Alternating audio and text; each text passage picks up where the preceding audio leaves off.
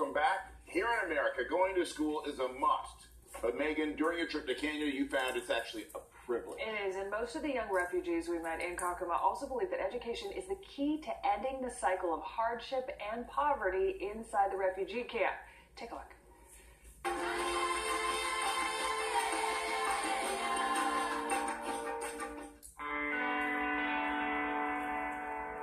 can't go back to school because my father and my mother, they have died there. Orphaned by war, 14-year-old Martin is the sole survivor of his family. So is 15-year-old Bedell. Right now, when I don't know what to do.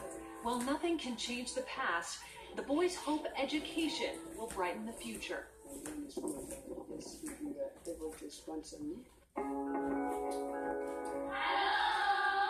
The challenges these students face besides overcrowding, teacher shortages, and supplies. There's 18 students for one textbook. First through 8th grade are free. I want to be a minister of education, of health. I want to be a journalist. Though secondary school tuition, equal to just about $30 US a year, costs more than most families can afford. Plus, students dream of a better tomorrow. So your dream is to go to a very good secondary school where you get all the resources that you need to succeed. Yes, to succeed, you know, if you go to a good school, is where that will define how life you will have. So the kids of Kakuma will walk miles just for the chance to learn. And what you do to this side, you do to this other side. And with one provided meal of porridge a day, school is considered a sanctuary for the hungry, the hopeful, and the Change human rights organization UNICEF invites you to be a part of. And as we mentioned, what these kids really want to do is go to school. I mean, they have such a passion for education, Right.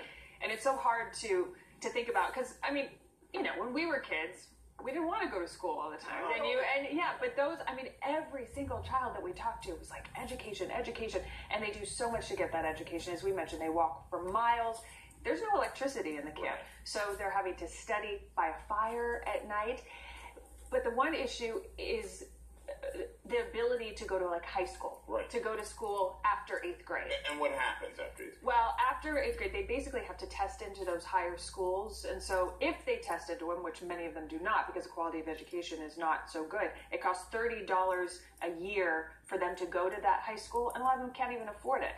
Do they go away for those high schools? Or are they No, there? they're within the camp, but they've got to test into them. And then Kenya law requires that they pay the $30 a year to get in there. So a lot of them can't afford it. So education is really, really tough. Tell us how the LAUSD, so you have these, how the LAUSD kids are helping. Well, it's actually really great. About 9,000 LAUSD kids are learning about UNICEF, learning about all the work that they do in other countries, and they're using these wireless activity bands. They wear them, and they learn about giving back, and then for all the steps that they take, they help to donate money to UNICEF. So it's really fantastic. And if you want to purchase one of these, you can go to UNICEF's website and you can get one of these fitness bands as well.